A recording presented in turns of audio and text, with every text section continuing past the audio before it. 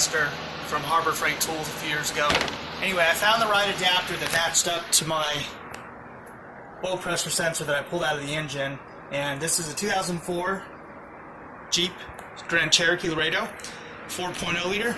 And then over here in this shot, you'll see that back here behind the oil filter, back in the back, you'll see my hose is connected up there. And just use a little bit of Teflon tape and tighten everything up. You want it tight so it doesn't leak. You don't want it over tight. Easily snap the threads or the fitting, and then you're going to be in a world of difficulty trying to fix that. And then over here, I got the gauge just under the windshield wiper right here, so I can see it in the windshield when I'm inside the truck trying to do the test.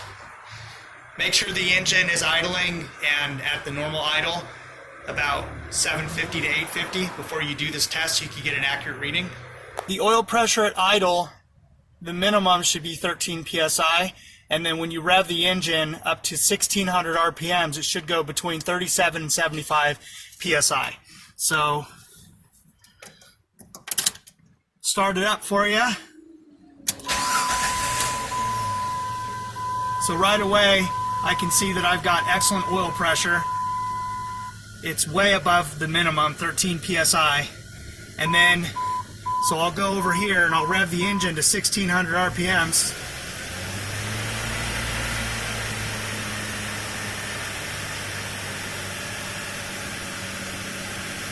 And it's about 57, 58.